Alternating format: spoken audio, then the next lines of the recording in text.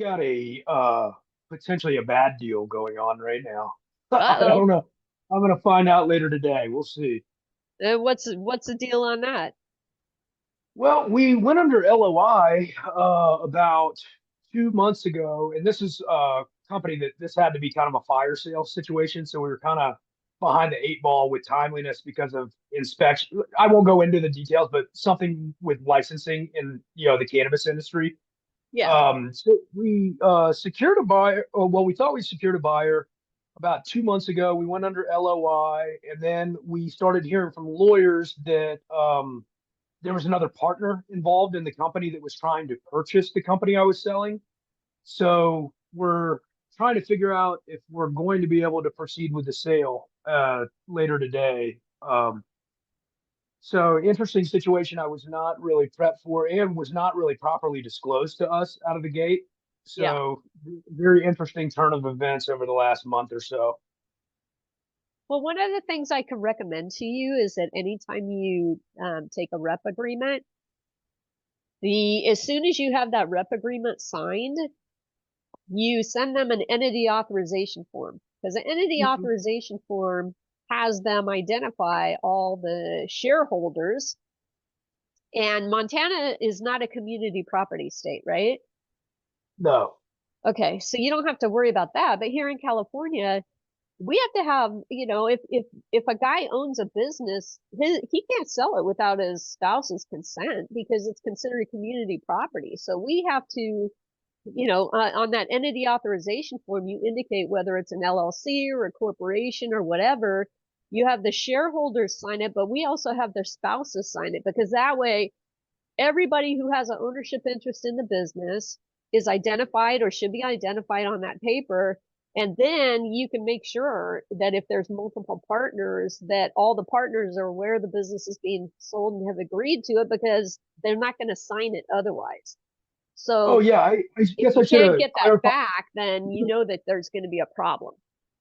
Yeah, I guess I should have clarified. I'm representing the seller in this deal, and the problem is on the buyer side. Oh, the problem's on the buyer side. Okay. No, I Yeah, thought there's you a were saying that a partner in the business in the seller's business was wanting to buy out the seller or buy out the business at that point and was preventing the sale from going through.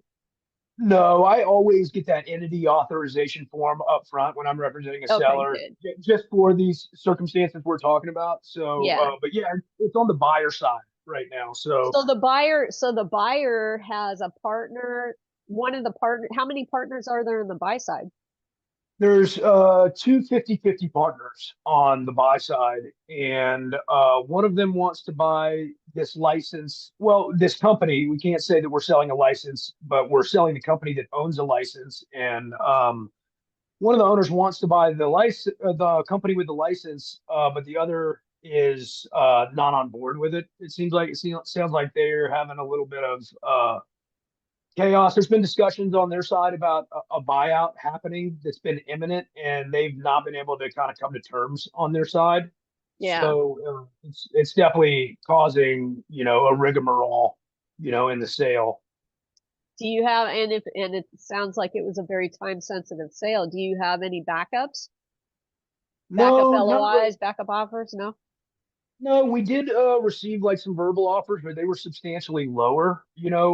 This was very time sensitive. Like pretty much 2 weeks after I listed the company, we found out that they weren't going to get approved for their location. And because licenses in Montana need a physical location to be tethered to, they can't just float out there in space. Yeah. It kind of threw this all into a whirlwind, and so we basically have a license that needs a physical address to go to. So it's made marketing the property pretty difficult because it's a very niche kind of buyer. It's somebody who's already in the business and has a grow location ready for the license to come into and pass inspection, but also doesn't already own a license. So it's a very niche kind of buyer for what I'm selling. Yeah. Really happy when we were able to go under LOI for 85% of our sales price. And now we'll see. I mean, we're just so under the gun right now with inspection deadlines and stuff with the state. So there's this kind of external force that is really adding an element of pressure, that Yeah. otherwise wouldn't exist in a sale. No, I mean, anytime you're in highly regulated territory, liquor licenses are the same way. I mean, if they don't transfer, if they can't transfer, if a business shuts down and if things are not handled properly, the license, the state takes back the license and Yeah, so it that's becomes the non-transferable. So you lose a lot of value there. Yeah, and that's the exact situation we're in, where my seller would love to, realize anything north of $0, but we're getting to the point now where it might end up that way, unfortunately. Yeah. Interesting. Well, good luck with that. I mean, unfortunately, it sounds like that's just circumstances outside your control right now. All you can do is try and prod them, Totally. and It's make a it good, it's a good, clear there's an urgency factor here, and hopefully they'll play ball. oh, totally. Everybody's been clued into the chronology and the timeline of this. But it is a really good lesson. Is you can only control what you can control. And it's really important, I think, to be able to differentiate between the two. Yeah. Yep. Absolutely.